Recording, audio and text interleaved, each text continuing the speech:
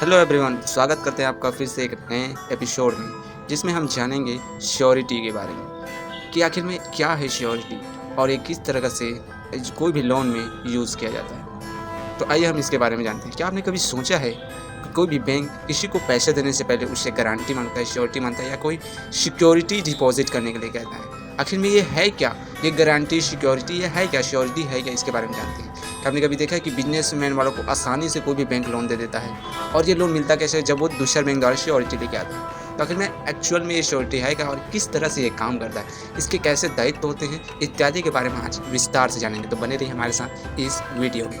तो दोस्तों, श्योरिटी एक ऐसा दायित्व होता है जिसमें कोई ऋणदाता किसी ऋणग्राही को कोई ऋण देता है, तो उसके ऋणदाता के कंपनसेशन के लिए, वापस उस ऋण को प्राप्त करने के लिए किसी थर्ड पार्टी को ऋणग्राही से कहता है कि आप किसी थर्ड पार्टी को लेके आइए जो ये श्योरिटी दे सके कि अगर आप ऋण को नहीं चुकाते हैं तो आपकी जगह वो चुकाए। तो इस प्रकार जो है आपका श्योरिटी देने वाला का ये दायित्व होता है कि ऋणी जो मुख्य रूप से कोई भी वित्त का ऋण लेता है, तो उसकी जगह में अगर वो ऋण नहीं दे पाता तो उसकी जगह में ये कंपनसेट करे। तो इसलिए श्योरिटी लाई जाती है और किसी भी बैंक में इस प्रकार ही श्योरिटी दी जाती है। तो कब इसका दायित्व प्रारंभ होता है? आखिर में श्योरिटी एक ऐसा थर्ड पर्सन होता है जिसके द्वारा कोई भी पूरा करने पर, ऋणदाता के दायित्व को पूरा न करने पर वह उस दायित्व को पूरा करता है। तो श्योरिटी का अर्थ ये है कि जैसे ही ऋणग्राही अपन किसी भी तरह से कोई फॉल्ट करता है, तब उसकी जगह में आपका श्योरिटी देने वाला व्यक्ति उस दायित्व को पूरा करने के लिए कानूनी रूप से बाध्य हो जाता है। इसे ही हम श्योरिटी का दायित्व कहेंगे। आइए इसको डिटेल में समझते हैं।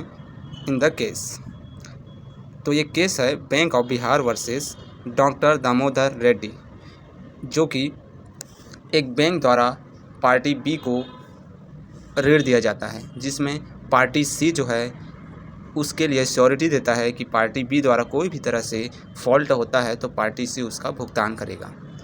तो पार्टी ए द्वारा पार्टी बी से जब ऋण की वसूली की जाती है तो पार्टी बी उसको ऋण देने से इनकार कर देता है, जिससे कि वो पार्टी सी पर केस करता है। पार्टी सी कहता है कि आप पार्टी बी से कानूनी कार्रवाई कीजिए, उसके बाद अगर वो नहीं देता तो मैं उसके जगह में ऋण को देने के लिए तैयार हूँ। तब पार्टी ए अर्थात बैंक जो है उस पार्टी सी पर केस करता है कि जब यह वाद न्यायालय में पहुंचता है तब न्यायालय विचार करता है कि आखिरकार श्योरिटी देने वाला का दायित्व कब प्रारंभ होता है।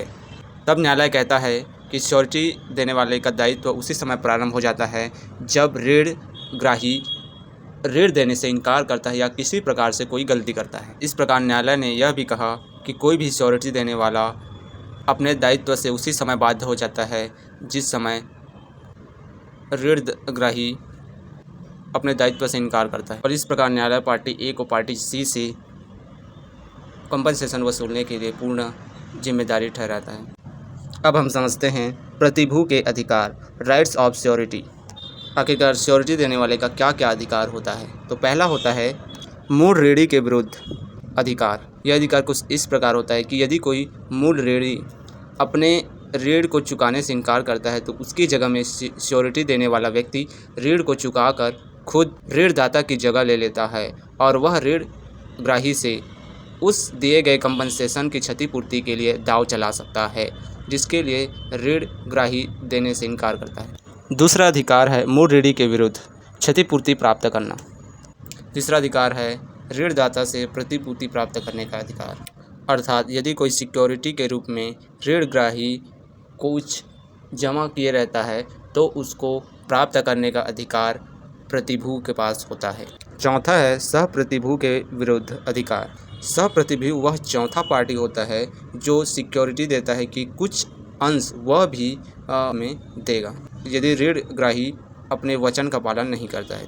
तो यदि किसी कारण पार्टी सी पूरे रकम को पार्टी बी के जगह चुकाता है तो वह पार्टी सी पार्टी बी और पार्टी डी से वह वसूलने के लिए उत्तरदायी होता है। इस प्रकार हम कह सकते हैं कि सह प्रतिभू के विरुद्ध वह अधिकार रखता है कि उसके द्वारा जितने श्योरिटी दी जानी होती है उससे वह वसूले। अब आइए हम समझते हैं डिस्चार्ज ऑफ श्योरिटी कि आखिर प्रतिभू का उन्मोचन कैसे होता है, वो अपने दायित्व से कैसे मुक्त हो सकता है।